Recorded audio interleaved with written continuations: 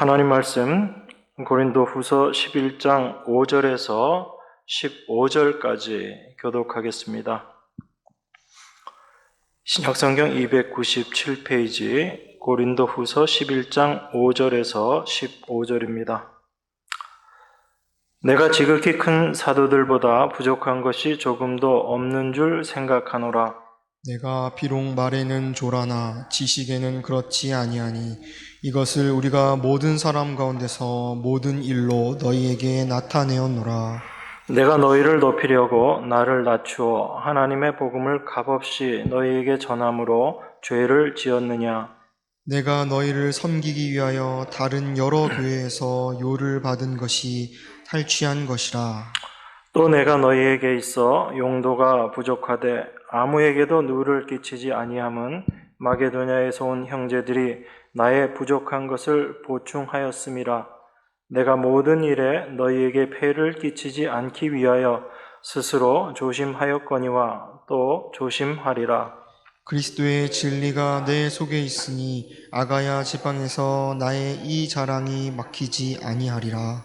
어떠한 연고뇨 내가 너희를 사랑하지 아니함이냐? 하나님이 아시느니라. 내가 하는 것을 또 하리니 기회를 찾는 자들이 그 기회를 끊어 저희로 하여금 그 자랑하는 일에 대하여 우리와 같이 되게 하려 함이로라. 저런 사람들은 거짓 사도요 괴율의 역군이니 자기를 그리스도의 사도로 가장하는 자들이니라. 이것이 이상한 일이 아니라 사단도 자기를 광명의 천사로 가장하나니. 같이 읽겠습니다. 그러므로 사단의 일꾼들도 자기를 의의 일꾼으로 가장하는 것이 또한 큰 일이 아니라 저희의 결국은 그 행위대로 되리라. 아멘. 이 세상에 보면 진짜 같은 가짜가 참 많이 있습니다. 어떤 건 진짜보다 더 진짜 같은 그런 가짜들을 만들어내고 또 많은 사람들이 그 가짜를 진짜로 속고 그렇게 또 살기도 합니다. 사도가 오늘 이 거짓 사도들 그 사단의 일꾼들에 대해서 이야기를 하고 있는데 지난 시간에 이어지는 내용입니다. 그런데 우리가 먼저 생각해야 될 것이 있습니다. 이런 거짓 사도들, 거짓 일꾼들이 이렇게 일을 할 수 있는 그 이유가 어디에 있는가라는 것을 우리가 좀 생각해 봐야지 됩니다. 단순히 거짓의 일꾼들이 이 세상에 열심히 돌아다니고 있다, 그것만이 중요한 것이 아니라 그러한 거짓 일꾼들이 그렇게 활개칠 수 있는 것은 그들을 용납하는 자들이 있기 때문에 그렇습니다. 그런 의미에서 사도 바울이 고린도후서 11장 4절에서 만일 누가 가서 우리의 전파하지 아니한 다른 예수를 전파하거나 혹 너희의 받지 아니한 다른 영을 받게 하거나 혹 너희의 받지 아니한 다른 복음을 받게 할 때에는 너희가 잘 용납하는구나, 그렇게 이야기합니다. 사도 바울이 전파했고 전했던 그 복음, 그 예수가 있습니다. 그런데 그 내용들을 다 아는 자들이, 그 복음을 받았던 자들이 다른 복음을 용납한다, 그렇게 이야기합니다. 왜 그럴까요? 우리가 한 번쯤은 그걸 좀 생각해야지 됩니다. 오늘 본문은요, 거짓 사도들은 나쁜 자들이니까 거기에 속으면 안 된다. 거짓 사도들은 사단의 일꾼이고 그들은 나쁜 자들이다. 행한 대로 심판받을 것이다. 이것이 목적이 아닌 겁니다. 왜 우리들이 복음을 안다고 하는 하나님의 사람들이 왜 이런 거짓 사도들에게 속는가라는 것을 우리에게 이야기하는 내용입니다. 그래서 오늘 본문만 따로 딱 띄어서 거짓 사도들은 잘못된 것, 이것을 사도가 이야기하기보다는 그 거짓 사도들을 용납하는 우리들의 문제가 무엇인가, 그거에 우리가 올바로 아는 것, 그것이 필요합니다. 그래서 사도 바울은 자기 자신을 이야기하면서 예수 그리스도께 우리를 인도하는 중매하는 자다라고 그렇게 이야기했습니다. 중매자로서 사도 바울이 우리를 그리스도께 인도한다라고 할 때 우리 자신들이 어떠한 존재인가, 우리를 정결한 신부로, 정결한 처녀로 그리스도께 인도한다라고 했을 때 우리 자신이 어떤 존재인가라는 것을 먼저 아는 것이 필요하다라고 말씀드렸습니다. 우리의 힘으로 우리가 정결한 신부가 되는 것이 아니라 부정한 우리들이 어떻게 그리스도께 정결한 신부가 되는 것인가라는 것, 이것은 우리의 힘으로 되는 것이 아니라 바로 그리스도 안에서 우리가 정결한 신부로서 하나님 앞에 인정받게 되는 것이다 라는 것을 사도가 이야기하고 있는 것입니다. 그래서 그 중매자로서의 역할, 이것을 지금 사도 바울이 선생, 사도의 역할이다라고 우리에게 지금 이야기를 하고 있는 것입니다. 그래서 그 중매자로서의 역할을 하는 자들은 바로 그리스도께로 인도해야지 되는 자들이지, 그 인도함을 통해서 자기 자신의 잘남을 드러낸다거나 자기의 우월함을 드러냄으로 말미암아 그리스도를 이야기하는 자들을 조심해야지 된다라는 것을 지금 사도가 이야기하고 있는 것입니다. 그런데 그렇게 그러한 거짓 사도들에 대해서 우리가 용납하게 되는 이유가 무엇인가 하면 그 거짓 사도들의 말하는 것이 바로 우리들이 원하는 것들을 이야기해주고 있기 때문에 그렇습니다. 복음을 이야기하면서 그 복음이 우리에게 어떠한 유익이 있는가를 이야기하는데 그 유익이 이 세상적인 것들입니다. 그래서 그 이 세상의 것들을 우리가 더 풍성히 누리기 위해서 하나님 말씀을 잘 지켜야지 된다, 그렇게 이야기합니다. 그리고 예수 그리스도를 이야기하지만 그 예수 그리스도를 이야기하는 자기 자신의 잘남을 드러내고, 그렇게 해서 예수님을 따르는 것이 아니라 사람을 따르는 자들로 인도하는 자들, 이런 자들이 바로 거짓 사도다라고 그렇게 이야기하는 것입니다. 오늘 본문에 나와 있는 내용들을 하나씩 살펴보면서 사도가 우리에게 이야기하고자 하는 것이 무엇인가라는 것을 조금 더 나누어 보겠습니다. 이 거짓 사도들, 고린도 교회에 찾아온 사도 바울의 사도됨을 부정했던 자들이 이야기했던 내용들을 사도가 지금 이야기하고 있습니다. 7절에 보면 이렇게 이야기하지요. 내가 너희를 높이려고 나를 낮추어 하나님의 복음을 값없이 너희에게 전함으로 죄를 지었느냐, 그렇게 이야기합니다. 이 복음을 값없이 전했다라는 이 내용은 어떤 것이냐면, 사도 바울이 고린도 교회에서 사역을 하면서 특별히 고린도 교회로부터 사례를 받지 않았습니다. 그래서 사례를 받지 않고 그 복음을 전했었는데, 이 사도 바울의 그 사도를 부정하는 사람들은 그 일을 가지고 어떻게 이야기하는가 하면, 자기가 전하는 복음이 가치가 없었기 때문에, 얼마나 가치가 없었으면 너희들에게 그 사례도 받지 않았겠느냐라고 지금 그렇게 이야기한 것입니다. 정말 가치 있고 귀중한 것이면 당당히 고린도 교회에 사례를 요청할 수 있었을 텐데, 사례를 요청하지 않은 것 보니까 바울은 자기의 복음을 그렇게 값어치 있는 것으로 생각하지 않았다라고 그렇게 사도를 비판한 것입니다. 그런데 거기에 대해서 사도 바울은 뭐라고 이야기하냐면, 내가 그렇게 복음을 값없이 너희에게 전한 것, 이건 복음을 하찮게 전했다라는 것이 아니라 어떤 대가 없이 복음을 전했던 것은, 내 자신은 비록 낮아진다 할지라도, 너희들에게 대접을 못 받는 그런 모습으로 낮아진다 하더라도 하나님의 은혜를 입은 너희들을 높이려고 하는 그런 의도였다라는 것을 사도가 이야기하고 있는 것입니다. 단지 사례를 받느냐 받지 않느냐의 문제가 아니라 하나님의 은혜를 받은 자들을 어떤 모습으로 대해야지 되는가에 대해서 사도가 이야기하고 있는 것입니다.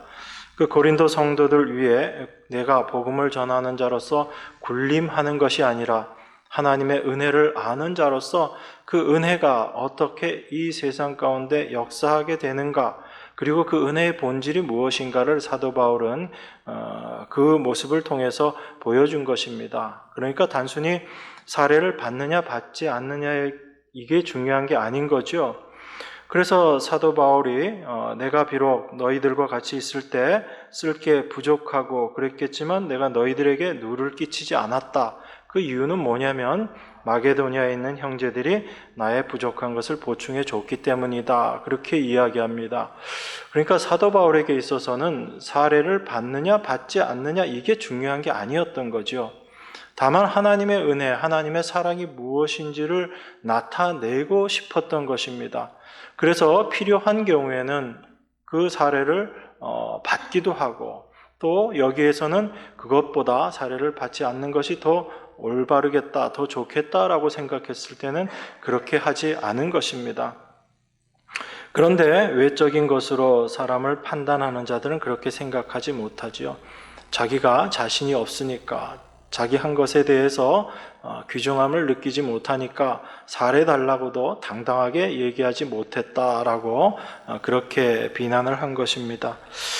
그래서 우리는 이 바울의 말들을 보면서 사도 바울의 모든 생각과 모든 사고가 어디에 집중되어 있는가라는 것을 우리가 확인해 볼 수 있는 것입니다. 그래서 11절에서 이렇게 이야기한 거예요. 어떠한 연고뇨 내가 너희를 사랑하지 아니함이냐 하나님이 아시느니라. 사도 바울이 그렇게 연보를 받지 않은 것, 이건 고린도 교회 성도들 너희들을 사랑하지 않기 때문에 그렇게 한 게 아니다라는 겁니다. 내가 어떠한 사랑으로 너희들에게 임했는지 누가 아신다고요? 하나님이 아신다. 그렇게 이야기하는 겁니다. 그러니까 우리는 늘 사람들을 의식합니다. 사람들에게 내가 어떻게 평가받아야지 될 것인가, 그것을 생각하죠.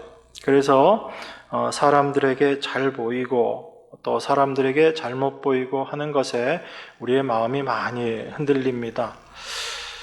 물론 그것을 무시할 수는 없어요. 우리가 주변에 있는 사람들에게 막대하고 그렇게 하는 건 옳지 못한 겁니다. 근데 중요한 것은 무엇이냐면 우리의 모든 행동들을 보고 계시고 아시는 하나님 앞에서 우리가 어떠한 모습으로 살아야지 되는가라는 것입니다. 그것이 하나님께서 늘 나와 함께 하신다라는 것을 알고 그것을 인식하면서 살아가는 성도들의 삶의 모습인 거예요. 제가 드리는 이 말씀은 하나님께서 지켜보고 계시니까 절대로 죄심은 안 되고 절대로 잘못하면 안 되고 그걸 이야기하는 게 아닙니다. 하나님 앞에서 솔직해지라는 이야기예요. 내 자신이 하나님 앞에 범죄할 수밖에 없는 그런 존재인 것을 알고 그것을 고백하는 자가 되고, 내가 나의 교만으로 행했던 것, 내 자신의 가치를 드러내려고 그렇게 행했던 그 모든 일들이 하나님 앞에서 낱낱이 다 드러난다는 것을 고백하고 그 앞에 나의 있는 모습 그대로 나아가는 것, 그게 두 손 들고 우리 주님 앞으로 나아가는 성도의 모습인 것입니다. 그래서 그 하나님과의 동행, 하나님과 함께 하심을 우리가 오해하게 되면 우리는 늘 최선을 다해서 어떤 올바른 행함을 만들어내야지 된다라고 그렇게 생각하고 잘못하면 율법의 올무에 빠지기가 쉽습니다. 하나님이 우리와 함께 하심은 우리가 잘하나 못하나 그걸 지켜보시는 그런 감시자로서의 하나님이 아니라 우리 안에 은혜 주시기 위한 하나님의 함께 하심이다. 그걸 여러분들이 늘 기억하셔야지 돼요. 그래서 하나님은 우리와 함께 하시면서 하나님의 은혜가 무엇인지를 늘 깨닫게 하시고 더 깊이 알게 하시는 그 일이 하나님의 함께 하심이다라는 것을 여러분들이 꼭 기억하셔야지 됩니다. 그래서 사도가 자기가 지금 이렇게 거짓 선생들에 대해서 이야기하는 그 이유가 무엇인가? 그게 바로 스스로 바른 복음을 전한다고 이야기하는 그런 거짓 사도들, 거짓 선생들의 자랑거리를 끊어버리려고 내가 지금 이렇게 말하는 것이다 라고 12절에서 이야기하고 있습니다. 내가 하는 것을 또 하리니 기회를 찾는 자들의 그 기회를 끊어 저희로 하여금 그 자랑하는 일에 대하여 우리와 같이 되게 하려 함이라. 그들이 스스로 자기 자신을 자랑하고 드러냈는데 그러한 모든 일들을 끊어버리고 우리와 같이 자기의 자랑이 아닌 하나님을 알고 하나님의 은혜를 드러내는 자들이 되게 하려 함이다라고 이야기하고 있는 것입니다. 이게 지금 사도 바울이 그 거짓 사도들에 대해서 이야기하는 가장 핵심적인 내용이다, 이렇게 우리가 볼 수 있습니다. 그러면서 사도 바울이 이 거짓의 일꾼들, 사단의 일꾼들에 대해서 이야기를 합니다. 우리 11장 4절에서도 봤다시피 고린도 성도들에 대해서 이야기하면서 너희가 다른 복음을 받게 할 때는 참 잘 용납한다라고 그렇게 이야기합니다. 그러면서 13절, 14절 이렇게 이야기합니다. 저런 사람들은 거짓 사도요 괴휼의 역군이니 자기를 그리스도의 사도로 가장하는 자들이니라. 이것이 이상한 일이 아니라 사단도 자기를 광명의 천사로 가장하나니 그러므로 사단의 일꾼들도 자기를 의의 일꾼으로 가장하는 것이 또한 큰 일이 아니라, 이렇게 이야기합니다. 사단도 자기 자신을 어떤 자로 가장을 했는가 하면 광명의 천사로 그렇게 자기 자신을 가장했었다라고 이야기하죠. 그래서 그 사단의 일꾼들도 똑같이 그런 사단의 모습으로 우리에게 나타나게 된다라는 것입니다. 우리가 사탄의 일꾼이라고 생각하면 주로 어떤 사람들을 많이 생각을 해요? 이게 주일학교 그런 느낌으로 이야기하면 뭐 머리에 뿔 달리고, 그죠? 까만 옷 입고, 그리고 입술은 새빨갛게 칠하고, 그렇게 해서 우리에게 막 해꾸지하고 나쁜 일 하라고 옆에서 속삭이고, 그래서 우리로 하여금 죄짓게 만드는 그런 자들을 사단의 일꾼이다, 그렇게 생각하기 쉽습니다. 그런데 사도 바울이 그들에 대해서 이야기하는데 그 내용이 사단도 자기를 광명의 천사로 가장했다라고 이야기한 겁니다. 광명의 천사라는 건 어떤 의미예요? 우리가 보기에 굉장히 아름다운 모습으로 나타났다라는 이야기입니다. 여러분, 그 에덴 동산에서 뱀이 뱀이 그 하와를 유혹하는 그 내용이 있습니다. 그런데 그 뱀의 그 유혹이 그 아담과 하와에게 좀 매혹적이었을까요? 아니면 별로 매혹적이지 않았을까요? 잘 나와 있잖아요, 그죠? 먹음직도 하고 보암직도 하고 지혜롭게 할 만큼 탐스럽다라고 이야기했습니다. 그건 뭐냐면 지금 현재 있는 내 자신보다 더 우월한 위치, 더 나은 모습이 될 수 있게끔 하는 것, 그게 선악과였다라고 그렇게 말한 것입니다, 사탄이. 그러니까 사탄이 단지 말로만 역사한 것이 아니라 아마 아담과 하와가 보기에도 특별히 이렇게 유혹될 만한 그런 모습으로 나타났을 것이다라고 우리가 짐작할 수 있죠. 뭐 무기 들고 와가지고 이거 먹어 이랬으면 아마 안 먹었을 수도 있을 겁니다. 그런데 저거 먹으면 너 지금 인간인데 너가 지금보다 더 나은 자가 될 수 있어. 지금 너 부족하잖아. 이것도 힘들잖아. 이것도 어렵잖아. 그런데 지금보다 더 나은 자가 돼. 너 스스로 선악도 판단할 수 있게 되고, 그래서 너가 하나님과 같은 지금보다 훨씬 나은 그런 사람이 될 수 있어 라고 유혹을 했던 거죠. 그것이 사탄의 유혹이었다라고 생각하면 지금 이 시대에 역사하고 있는 사탄의 일꾼들도 똑같은 모습으로 우리에게 역사한다라는 것을 우리가 생각해야 될 필요가 있습니다.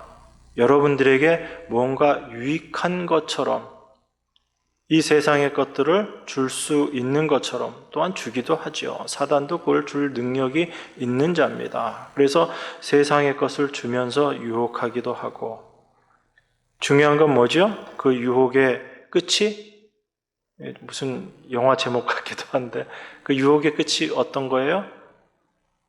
그리스도를 향하지 못하게 하는 겁니다. 우리의 마음이 그리스도에서 벗어나게 하는 거예요. 그 그리스도에서 벗어난 자의 모습이 바로 부정한 자의 모습이고 세상과 벗된 자의 모습이고, 그러한 우리들을 사도는 지금 정결한 처녀로, 정결한 신부로 그리스도께 소개하기 위해서, 그리스도께 우리를 인도하기 위해서 내가 지금 중매한다라고 이야기하고 있는 것입니다.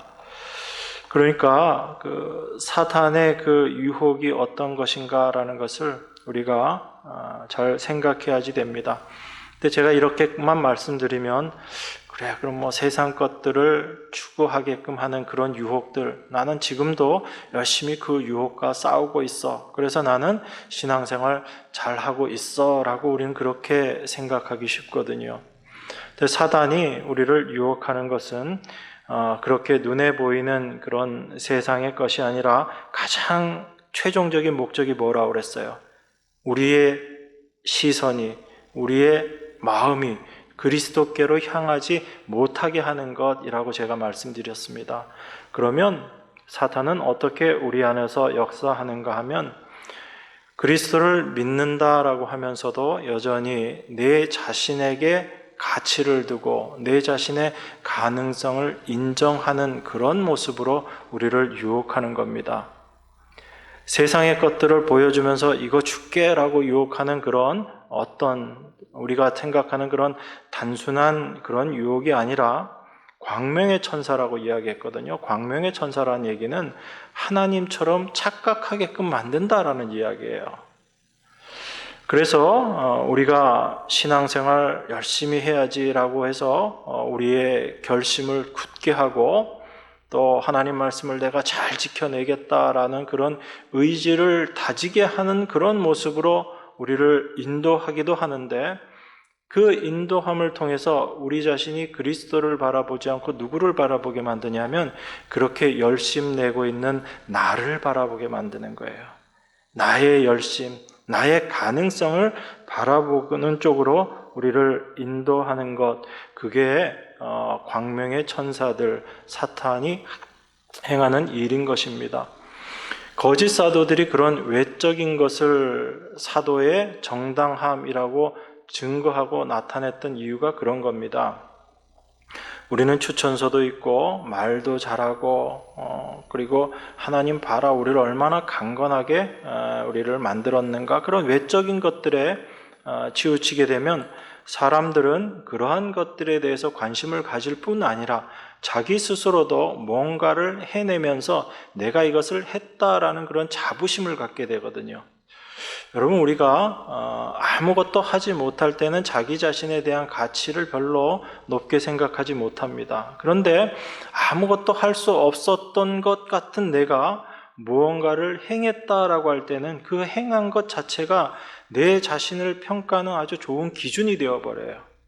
그래서 이 세상에서 많은 학자들이 인간의 자존감을 이야기합니다. 그래서 자존감이 있어야지 된다. 이 세상을 하나의 독립된 개체로 살기 위해서 자존감이 있어야지 된다. 그렇게 이야기합니다. 그래서 자존감을 갖지 못하는 사람들에게 치료하는 방법 중에 하나가 무엇이냐면, 힘들고 어려운 거 시키지 않아요. 아주 쉽고 단순하지만 그 사람이 할 수 있는 일을 해보라고 합니다. 그렇게 해서 그것을 반복적으로 해보면서 나도 할 수 있구나라는 그런 생각을 가지게 되는 거예요. 그런 생각을 가지게 될 때 내가 남보다 못난 줄 알았더니 나도 이거 할 수 있는 잘난 인간이네라고 생각을 하게 만들고 그렇게 스스로 자존감을 키워나가는 그런 훈련들을 많이 시킵니다. 우리가 그리스도 안에서 생각해야지 되는 자존감이라는 것은 세상이 이야기하는 그것과는 전혀 다른 의미에서의 자존감이거든요. 나 잘난 자존감이 아니라 내 안에 그리스도가 계심으로 말미암아 그 그리스도로 말미암은 자존감인 거예요. 나는 죄인일 수밖에 없고 나는 심판의 존재일 수밖에 없지만 이런 나를 하나님께서 그리스도 안에서 어떤 자로 바라보시는가라는 그 하나님의 시각을 우리가 올바로 알게 됐을 때 그리스도 안에서 우리는 자유롭게 되는 것이고 그리스도 안에서 자신이 있는 거예요. 내 자신을 바라보면 아무것도 없는 겁니다. 그리스도 안에서 우리가 경험하게 되는 자존감이에요. 그런데 교회에서 세상의 이론들을 가지고 와서 자존감을 세워야지 된다라고 이야기하면서 세상의 것들을 그대로 쫓아가게 만들고 있는 겁니다. 그러니까 성경이 무엇인지, 참된 믿음이 무엇인지를 알지 못하는 거죠. 그래서 그 비슷한 것들에 우리가 많이 속는 겁니다. 그래서 많은 교회에서 예수 그리스도를 이야기하면서 그리스도만 증거하는 것이 아니라 그리스도를 믿음으로 말미암아 우리 자신들이 얼마나 가능성 있는 존재가 되는가 거기에 대해서 이야기를 하고 있어요. 그럼 우리의 목적은 어디로 가냐면 그리스도가 우리의 목적이 되는 것이 아니라 그리스도를 잘 믿는 그래서 믿음 좋은 나라는 쪽으로 우리의 목적이 방향이 바뀌어 버리는 겁니다. 여기에 다들 속는 거예요. 여러분 예수님을 믿는다라는 것 어떤 거죠? 내가 예수님을 믿을 수 있는 능력이 있고 자격이 되기 때문에 예수님 믿는 건가요? 그렇게 하나님 믿는 건가요? 우리 분명히 해야지 될 게 있습니다. 내가 예수를 믿는다라는 것은 내가 나를 절대 믿지 못하겠다라는 것과 똑같은 말이에요. 나는 절대로 예수님 믿을 수 없는 자입니다라는 것이 내가 예수님 믿습니다라는 겁니다. 내가 한 99% 예수님 믿고 한 1% 정도는 나를 믿습니다. 이건 믿음이 아니에요. 이 비슷한 것 같은데 이게 믿음이 아니라고요. 우리는 그 1%가 무너져야지 되는 사람들이거든요. 하나님은 그걸 깨트리시기 위해서 우리 안에서 일하시고 역사하시는 겁니다. 그러니까 절대로 양립될 수 없는 게 있습니다. 내가 예수를 믿는다라는 것과 내가 나를 믿는다라는 것은 절대로 양립될 수가 없는 거예요. 그래서 하나님께서 우리 안에서 행하시는 일이 무엇인가 하면 내가 할 수 있다라는 것을 무너뜨리는 그 일을 하나님께서 우리 안에서 행하시는 거예요. 요즘 말로 표현하면 내 속에는 가능성이 1도 없다. 이 위치까지 하나님께서 우리를 끌어내리시는 거예요. 그런데 세상 사람들은 이거 좋아할까요? 싫어할까요? 싫어하잖아요. 교회 안에서도 싫어합니다. 왜 내가 아무것도 못해? 내가 지금까지 신앙생활을 어떻게 해왔는데 지금도 내가 어떤 신앙생활을 하고 있는데 내 삶의 헌신과 내 신앙의 열심 이걸 왜 다 부정하느냐 이렇게 이야기하거든요. 그런데 그 열심과 그 헌신과 그 성실함을 허락하시고 주신 분이 누구신지를 우리가 알지 못하는 거예요.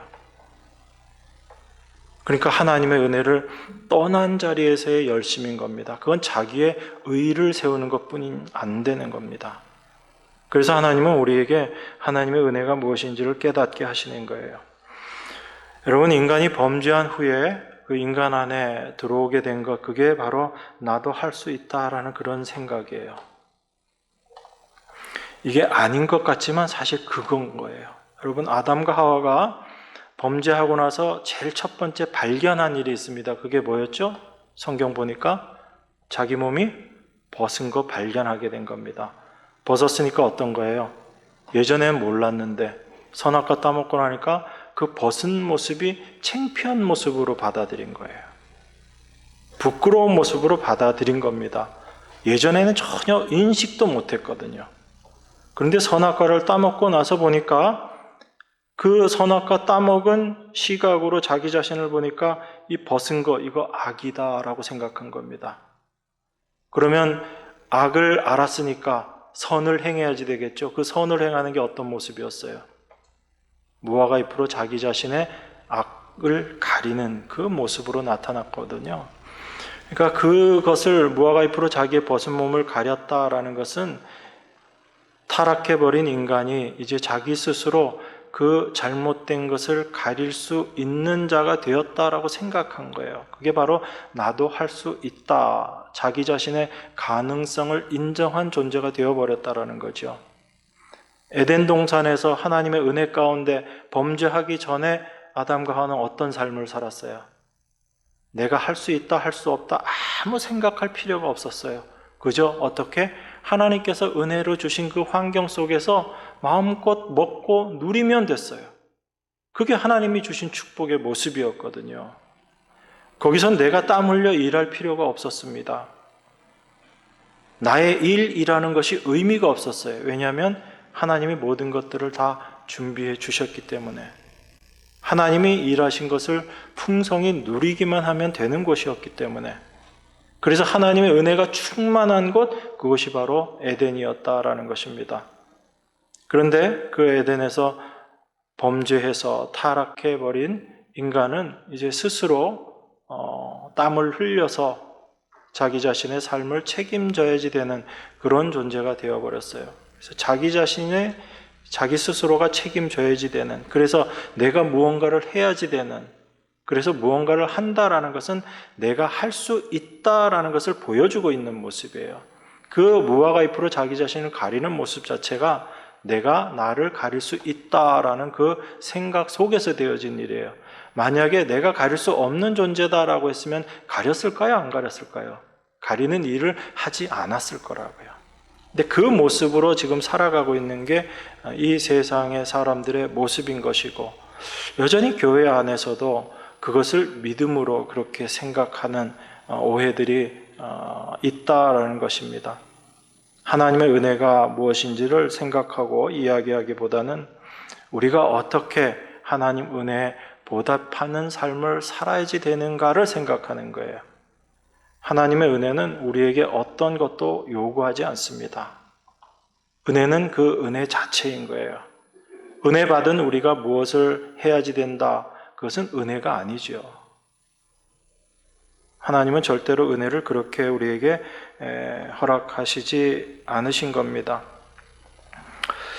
그래서 제가 제일 안타깝게 생각하는 것이, 우리가 예수님을 믿는다라고 하면서도 그 예수님을 믿는 자기 자신에게 주목하고 집중하게 되는 그 모습, 그래서 예수 믿는 자기 자신을 드러내려고 하고 예수 믿는 자기 자신의 존재감을 드러내려고 하고, 그러한 것들이 믿음 안에서 참 조심해야지 되는 부분이고 우리가 늘 주의해야지 되는 그런 사탄의 유혹이다라는 것을 기억해야지 됩니다. 여러분, 신앙생활 시작한 지 얼마 안 되면 내가 이제 짬밥도 얼마 안 되는데 이렇게 생각하지만, 연수가 오래되면 마음속에 그런 생각들이 있습니다. 내가 그래도 신앙생활 한 지 벌써 몇십 년인데 이 정도의 모습은 내가 보여줘야지 되지 않겠는가, 그런 자기 자신에 대한 기대감이 있거든요. 그러다 보면 사람을 의식하고 자기 본래의 모습이 아닌 다른 모습으로 자꾸 우리가 나타내려고 하는 그런 모습들이 많이 있습니다. 그 모습이 우리가 솔직해져야지 되는 거예요. 저희가 이번에 이 소식지를 만들면서 기도 제목을 받는데, 기도 제목 받으면서 한 가지 목표가 있었습니다. 그게 뭐냐면, 처음에 여러분들이 기도 제목을 교회에 내놓는 것, 가까운 분들한테 기도 제목 내놓는 것은 그렇게 힘들지 않습니다. 그런데 나하고 별로 친하지도 않고 아니면 내가 별로 좋아하지도 않는 사람이 내 기도 제목을 보고 나를 어떻게 판단하고 어떻게 생각할까, 그런 것이 있습니다. 그죠? 내가 신앙생활 잘하고 있으면 기도 제목 내놓는 것도 좀 틀릴 텐데, 그런데 내 삶 가운데 어려움이 있고, 우리는 우리 삶 가운데 어려움이 오면 우리가 뭘 잘못해서 하나님이 벌 주시는 게 아닌가, 이런 생각들을 먼저 하거든요. 그래서 그 어려운 것들을 기도 제목으로 내놓는 것이 쉽지 않습니다. 왜냐하면 내 안에 있는 치부를 드러내는 것 같기 때문에. 그런데 그러한 부분들이 이 믿음 안에서 다 무너져야지 되는 모습이거든요. 그래서 저희들이 이 중보기도 제목들을 받으면서 기도하는 내용들이 그런 겁니다. 저희 입장에서 기도하는 것이 그런 것들이 우리가 무너져야지 되겠다. 그렇게 자기 자신을 감싸고 있었던 내 안에 있는 것들을 가리는 그런 껍질들이 좀 깨어져야지 되겠다. 그런 의도로 저희들이 기도 제목을 받고 또 내가 모르는 사람이지만 그 사람을 위해서 이 기도 제목들을 보면서 기도하는 것, 이게 참 귀하겠다 그런 생각을 한 겁니다. 어쨌든 우리는 늘 거기에서 벗어나기가 참 쉽지 않은 거예요. 그런데 이게 우리 힘으로 되어지는 것이 아니라 우리 안에서 하나님이 우리가 어떤 존재인지를 깨닫게 해주심으로, 우리를 낮추심으로 말미암아 그 하나님의 낮아지게 하심으로 우리 자신들이 그 모습이 되는 겁니다. 사도 바울이 고린도 성도들에게 어떤 사례를 받지 않으면서 그렇게 복음을 전했던 것 사도 바울이 고백하고 있잖아요. 내가 너희들 사랑하지 않아서 그런 것도 아니고 내가 전한 복음이 값어치 없는 그런 값없는 복음이어서 그런 것도 아니고 다만 내가 내 자신을 더욱더 낮추고 나의 낮춰줌을 통해서 너희들이 더 높아지는데 그 너희들의 높아짐이라는 것이 너희들의 잘남을 이야기하는 것이 아니라 하나님의 은혜가 임한 하나님의 백성들의 잘남을 드러내기 위해서 내가 내 자신을 더욱더 낮추었다라는 것입니다. 이것은 사도 바울이 자기의 어떤 노력으로 낮아짐이 아니라 하나님께서 그를 낮춰버리신 거죠. 그 하나님의 은혜를 알았기 때문에 복음을 그렇게 값없이 전할 수 있었던 것입니다. 하나님은 우리 안에서도 동일하게 역사하시는 거예요. 여러분, 사도 바울에게 역사하신 하나님이 바로 우리에게 동일하게 역사하시는 하나님이세요. 지금 우리 안에 일하고 계시는 하나님이시다라는 것을 여러분들이 꼭 기억하셔야지 됩니다. 우리 고린도 전서 2장 12절 13절 한번 보겠습니다. 제가 봉독합니다. 우리가 세상의 영을 받지 아니하고 오직 하나님께로 온 영을 받았으니 이는 우리로 하여금 하나님께서 우리에게 은혜로 주신 것들을 알게 하려 하심이라. 우리가 이것을 말하거니와 사람의 지혜의 가르친 말로 아니하고 오직 성령의 가르치신 것으로 하니 신령한 일은 신령한 것으로 분별하느니라. 자, 사도 바울은 우리가 세상의 영을 받지 않고 오직 하나님께로부터 온 영을 받았다라고 이야기합니다. 세상의 영, 그 사탄의 영을 받지 않고 우리는 하나님께로 온 그 하나님의 영을 받은 자들이다라고 이야기합니다. 그런데 하나님께서 우리에게 당신의 영을 주신 이유, 하나님께서 우리와 함께 하시는 이유가 무엇인지를 사도가 너무나 분명하게 이야기하고 있죠. 뭐라고요? 하나님께서 우리에게 은혜로 주신 것들을 알게 하려 하십니다. 그 전에 몰랐다라는 거예요. 세상의 영으로 세상에 영이 있었을 때는, 거기에 잡혀 있었을 때는 하나님께서 우리에게 은혜로 주신 것이 무엇인지를 몰랐다라는 것입니다. 그저 이 세상에서 우리가 요구하고 우리가 원했던 것, 먹을 것, 입을 것, 남들에게 내 자신을 드러낼 수 있는 것, 그런 거 주시면 그걸 은혜로 알았다라는 얘기입니다. 그런데 그게 세상의 영을 받은 자들의 모습인 거예요. 우리가 하나님의 영을 받게 되면 하나님께서 우리에게 은혜로 주신 것이 무엇인지를 알게 되는 것입니다. 비로소 알게 되는 거예요. 그래서 신령한 일은 신령한 것으로, 영적인 일은 영으로만 분별이 되는 것이다 라고 사도가 이야기하고 있는 거죠. 그래서 또 이런 말씀 보면서 영분별하는 은혜를 받았느니 또 그렇게 이야기하시는 분들이 있는데, 그거 아닙니다. 저 그냥 단정적으로 말씀드릴게요. 그런 거 없어요. 하나님의 영이 우리 안에서 역사하심으로 말미암아 분별되어지는 것이지, 우리가 영분별하는 은사를 받아서 이제 나는 딱 보면 저 사람 행동하는 것만 보면 영인지 육인지 다 알아. 그런 거 없습니다. 하나님은 우리에게 능력의 하나님으로 역사하시는 거예요. 우리에게 능력을 주시고 하나님은 가시는 게 아니라 우리 안에서 능력으로 분별의 하나님을 우리와 함께 하시면서 깨닫게 하시는 것도 하나님께서 하시는 거예요. 우리가 뭐 신령한 자가 되어서 영 분별하는 그런 게 아니란 얘기입니다. 그러니까 잘 여러분들이 아셔야지 돼요. 그런데 이 모든 일들이 우리 안에 하나님의 영이 계시면 우리가 어떠한 자인지를 알게 됩니다. 그게 뭐냐면 하나님이 우리에게 은혜로 주신 것이 무엇인지를 알게 되기 때문에 그래요. 그래서 자연스럽게 분별이 되어집니다. 그게 하나님의 은혜거든요. 그래서 그 세상의 영이 아닌 하나님께로부터 온 영을 받게 되면 하나님이 우리에게 은혜로 주신 것이 무엇인지를 알게 되는 거예요. 이걸 에베소서에서 사도 바울은 뭐라고 얘기했냐면 하늘에 속한 신령한 복이라고 이야기했습니다. 근데 우리는 어떤 걸 은혜로 생각해요? 하늘에 속한 게 아니라 땅에 속한 걸 자꾸 은혜로 생각하잖아요. 그래서 땅에 속한 거 못 받으면 우리가 은혜 못 받은 거고, 땅에 속한 거 받으면 은혜 받은 거고, 땅에 속한 게 대표적인 게 뭐예요? 눈에 보이는 거, 물질적인 것, 눈에 보이지 않지만 우리의 힘이 되는 것들, 명예나 권력이나 그런 것들이잖아요. 근데 우리는 그게 아니라는 거죠. 하늘에 속한 신령한 복, 이게 다 은혜로 주어졌다라는 겁니다. 그래서 에베소서 1장 3절에서 사도가 찬송하리로다 하나님 곧 우리 주 예수 그리스도의 아버지께서, 잘 들으세요, 그리스도 안에서 하늘에 속한 모든 신령한 복으로 우리에게 복 주셨다라고 이야기합니다. 하나님은 우리에게 복 주시는 분이세요? 복 안 주시는 분이세요? 복 주시는 분이시고 이미 복 주셨어요. 그런데 우리는 왜 계속 복 못 받은 자처럼 그렇게 생각하죠? 그렇게 행동하죠? 하나님이 주신 복이 무엇인지를 모르기 때문에 그래요. 하나님은 우리에게 하늘에 속한 신령한 복을 어디에서? 그리스도 안에서 이미 주셨다라고 이야기합니다.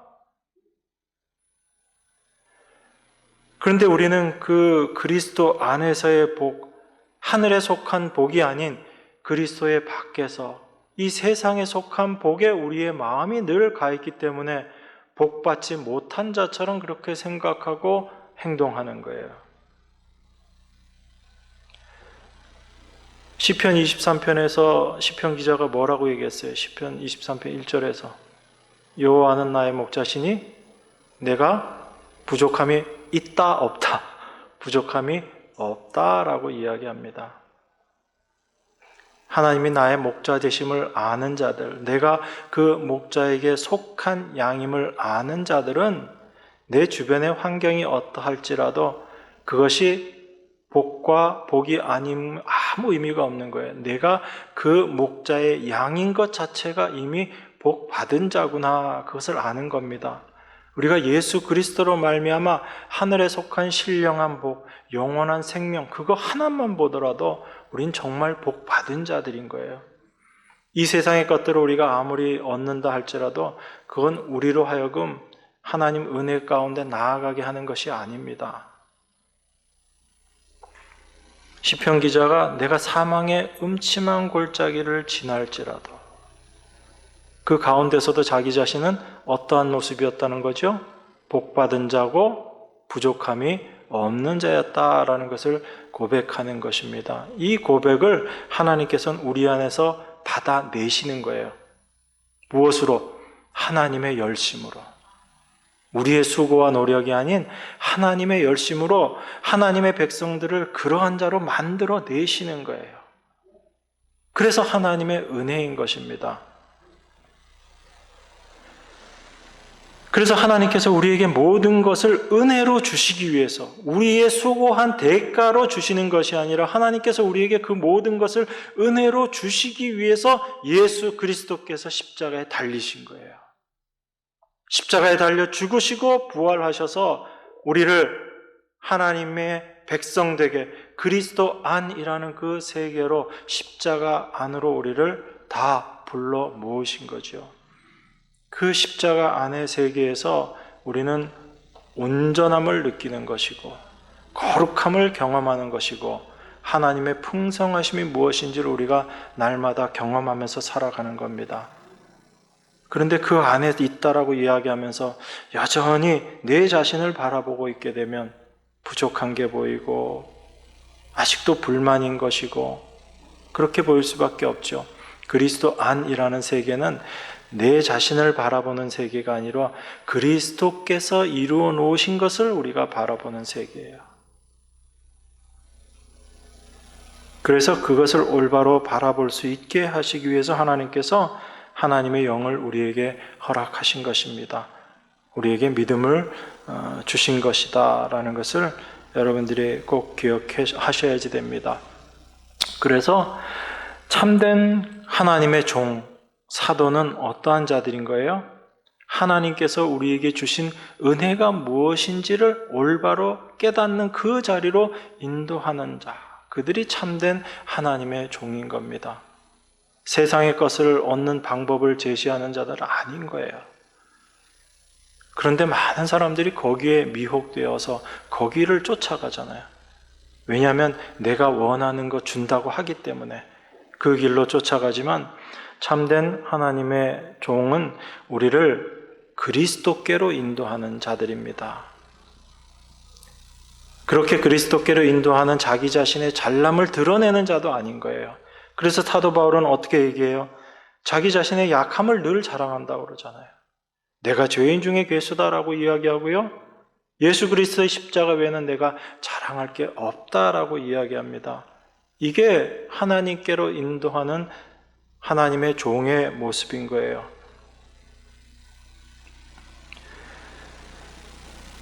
저희가 지난 시간에도 이 갈라디아서에 있는 이 말씀을 읽었지만 오늘 말씀 마무리하면서 갈라디아서 1장 6절에서 10절 우리 말씀 다 같이 한 목소리로 같이 봉독하겠습니다. 갈라디아서 1장 6절입니다. 그리스도의 은혜로 너희를 부르신 이를 이같이 속히 떠나 다른 복음 쫓는 것을 내가 이상히 여기노라. 다른 복음은 없나니 다만 어떤 사람들이 너희를 요란케 하여 그리스도의 복음을 변하려 함이라.